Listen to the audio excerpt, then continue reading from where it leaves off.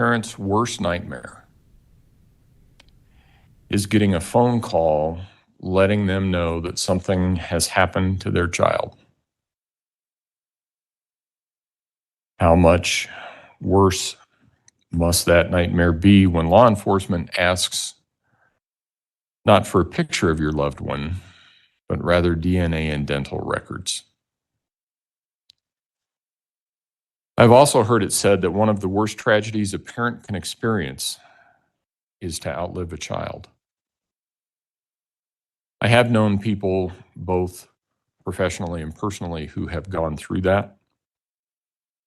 It never leaves them, but the sharpness of the pain does diminish to some extent over time. I cannot fathom the pain Mr. Stauch and Ms. Bullard have experienced as a result of the defendant's actions. A sentence in a criminal case such as this will not change the fact that their son's life was taken from them, and no sentence I impose and nothing I say will ever change that fact. Ms. Stauch, you betrayed the person you loved enough to marry. You told your husband lies and took away someone he loved. You took away every day that Mr. Stauch or Ms. Bullard could have had with their son. When you take a life, regardless of how you do that, you forever alter the future. Neither Mr. Stauch nor Ms. Bullard will ever see their son graduate from high school, go through the joy and the pain of that first love, or get married. They will never know what kind of impact their son may have had on the world if only he had lived to become an adult.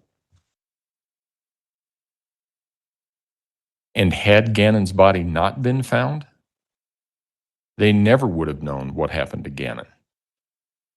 They would always have had a lingering doubt about what happened to Gannon. And I cannot imagine the pain and sense of loss associated with that. You betrayed your daughter, Harley Hunt.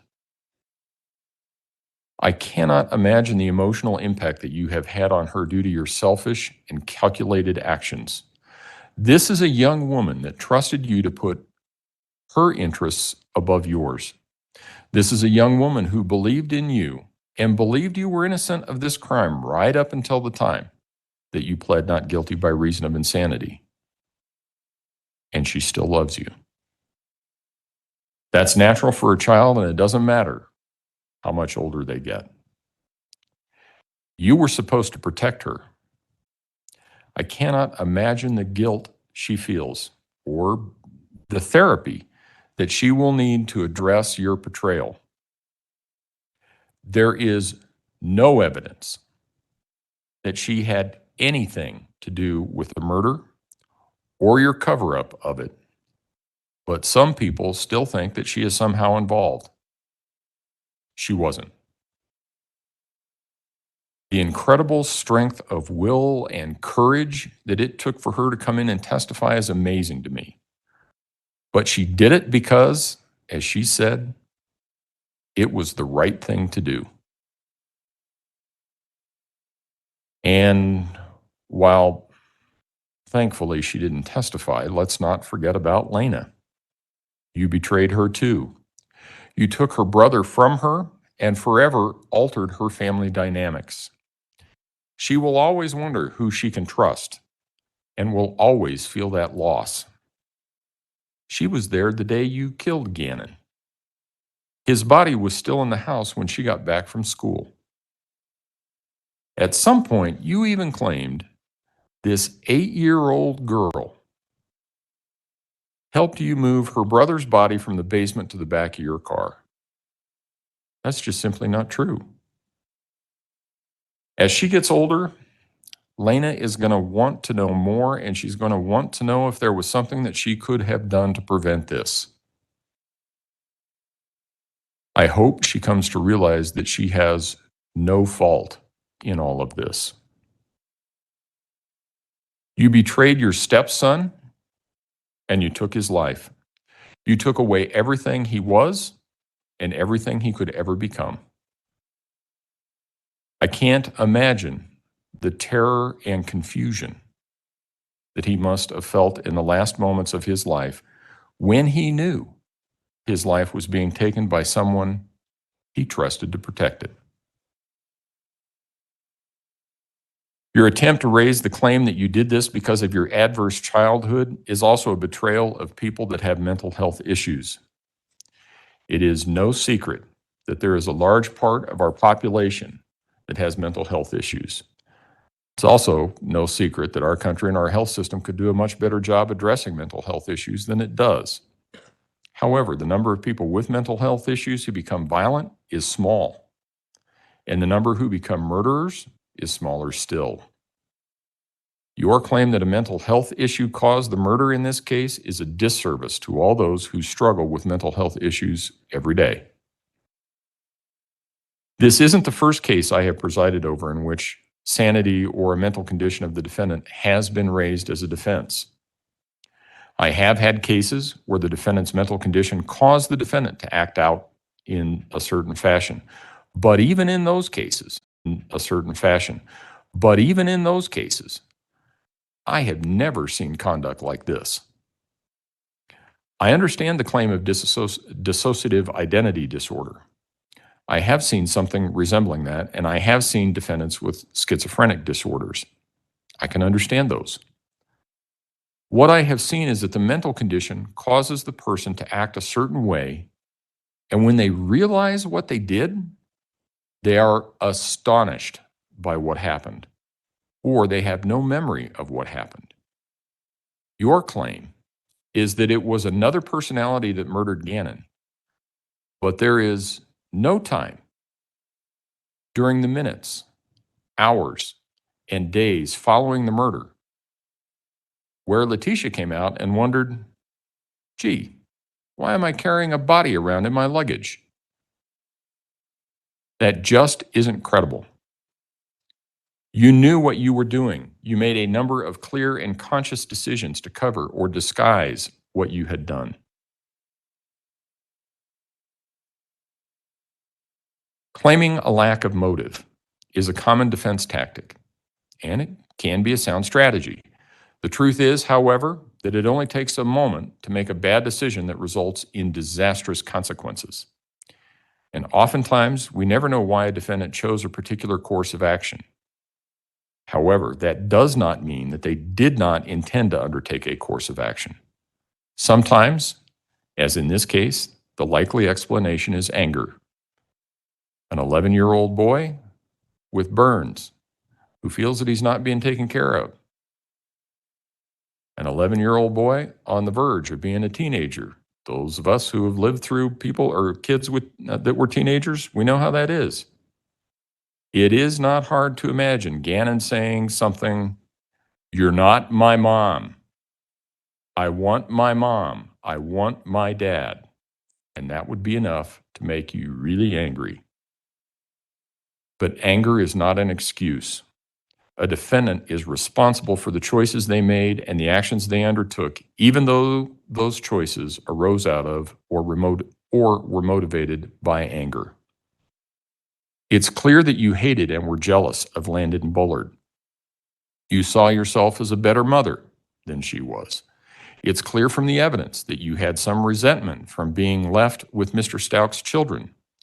It's clear you had some resentment toward Mr. Stauch because he traveled as part of his job. Some of that manifested as early as Al's assignment in Alaska when you made allegations against the people in his unit. That caused Al to have to return from Alaska. And in one of the phone calls that were played for the jury, you talked about having to take care of his kids while he was away and what a good mother you were.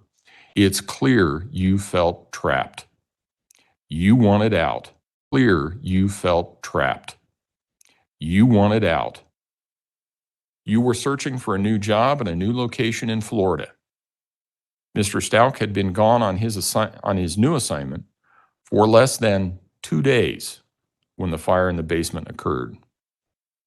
I can imagine that you saw your whole future consisting of taking care of Mr. Stauch's children while he was off doing his thing, and that's not the future that you wanted. I can imagine Gannon, at some point after he sustained his burns, telling you wanted his real mom and how that comment would have made you angry. You took your frustration and anger for the marriage, the child care, the absence of Al, and even living in Colorado. You took all of that out on Gannon. The evidence suggests you first stabbed Gannon repeatedly, 18 times. Based on the number of defensive wounds, he was clearly conscious for some of that. He was certainly gravely wounded.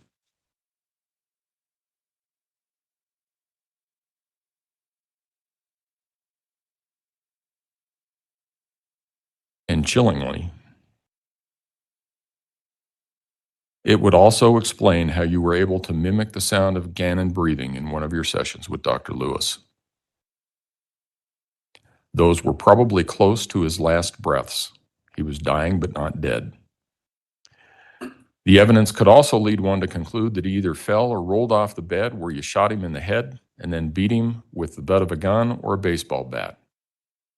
That would explain the blood found at different levels on the walls in Gannon's bedroom.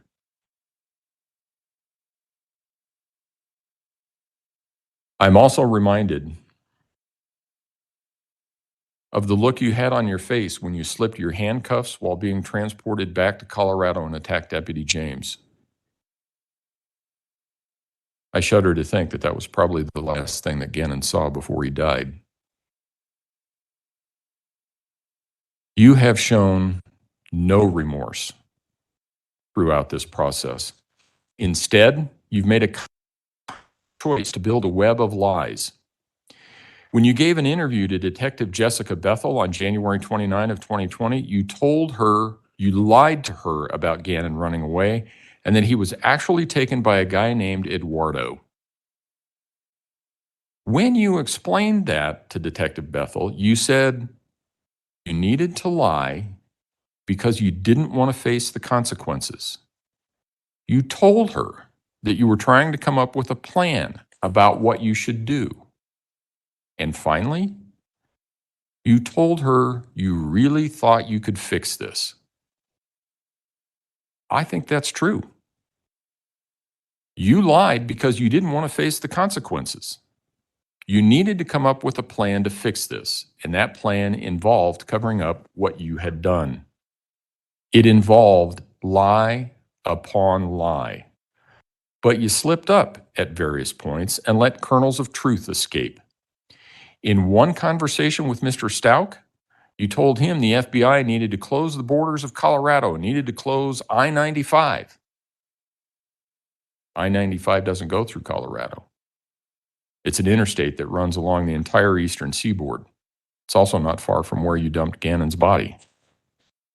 When questioned by Detective Bethel, you told her that Mr. Stauch might also make up some kind of story about you coming at him with a knife. He said you would never use a knife like that. Yet Gannon was stabbed 18 times. Your actions in this case also show a very conscious attempt to avoid responsibility in this case. You started out with the story that Gannon had run away. You gave some hints that it might be related to bath salts or drug use by Gannon. You stayed with that story until you were called into EPSO for an interview. You knew they weren't going to buy the story that Gannon ran away. Then you came up with the abduction. And you stayed with some iteration of that for a long time. But all of those versions had one thing in common. You were always the victim. In one, you're beaten and raped and Gannon was abducted. In one, someone stole Gannon out of a truck in the parking lot. In another, you let someone drive Gannon to a hospital to take care of a head injury that he had after falling off a bike. In all of them, you could claim it wasn't your fault. You were just in the wrong place at the wrong time. Then you got arrested. You stuck to the story that it was someone else that took Gannon. During the hours that you spoke with Special Agent Grusing, he told you he thought sometimes Good people do bad things, and sometimes it's an accident. Then they found Gannon's body. Then you saw the mountain of evidence against you. And this is a mountain the size of Everest. What was your position after that? Well, it was an accident. And you, Letecia, didn't even do it. It was Maria Sanchez. You carefully crafted your new story to continue to avoid responsibility. It also allowed you to take advantage of the out that Mr. Grusing and Mr. Stauch suggested much, much earlier when they asked you if this was an accident. Now it was an accident. Your Maria Sanchez personality shot Gannon by mistake because she thought he was an intruder in a cape. Multiple personalities is not credible in this setting, as regardless of how many personalities you have, you only have one body. I have presided over cases where a mental disease or defect prevented a defendant from remembering the course of events, including the commission of the crime. Without exception, those defendants have been terrified when contacted by law enforcement because there was a period of time in their lives that they could not account for.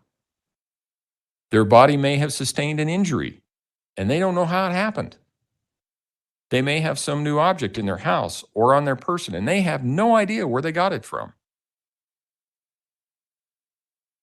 We all have free will, and we all make choices based on that free will. The people who suffer from the mental disorder you claim are terrified because their free will has been taken from them, and they are being subjected to things and experiences they don't understand and don't have any recollection of. You didn't behave anything like that. One of the purposes is to impose an appropriate sentence for the criminal conduct that occurred. Another purpose is to punish an offender by imposing a sentence that takes into account the seriousness of the offense. Yet another purpose of sentencing is to prevent crime and promote respect for the law by providing an effective deterrent to others likely to commit a similar offense. Anyone who's been in my courtroom before knows that I've said sentencings are the most difficult thing that I do. That's especially true in cases where someone has lost his or her life. Nothing I or the law can do will ever bring that person back. I have handled hundreds, if not thousands, of criminal cases over the years. I think at this point in my career, I've presided over something like 200 jury trials. I've sentenced hundreds more defendants pursuant to plea agreements. This is not the first murder case that has come before me. This is not the first case I have presided over which involves harm to a child. This is not the first case I have had where a person who was in an unhappy marriage committed a crime. Sadly, statistically, there is a high correlation between violent acts, including murders, and family members. I have had a number of cases which have demonstrated one person's capacity for cruelty toward another human being. I can, however, say without hesitation that the facts in this case are the most horrific I have ever seen. Your conduct in this case deserves the maximum punishment that I can impose under Colorado law. As such, with respect to the charge of first-degree murder after deliberation, I remand you to the custody of the Colorado Department of Corrections for the remainder of your life with no possibility of parole. With respect to the charge of murder in the first degree of a child under 12 by a person in a position of trust, I remand you to the custody of Colorado Department of Corrections for the remainder of your life with no possibility of parole. Those two sentences will merge. If you have questions about that, you can ask your attorneys. With respect to the charge of tampering with a deceased human body, I'm also going to sentence you to 12 years, followed by a 3-year period of parole. That sentence is to be consecutive to the life sentences that I've already imposed. With respect to tampering with physical evidence, I'm going to impose an 18-month sentence. That sentence is also consecutive to the to the sentences for the murder charges that I have imposed. I also understand, with the consent of the prosecution, and I'm assuming no objection from the defense, that I will dismiss all the charges in 20 CR 3170, close that out, subject to restitution, give the people 49 days for restitution, 14 days for response, and if there's an issue, we will set it within the 90 days, from. I think that resolves all outstanding matters. Is there anything else that the prosecution wishes for me to address? No, Your Honor, thank you. Defense? Yes. Court will be in recess.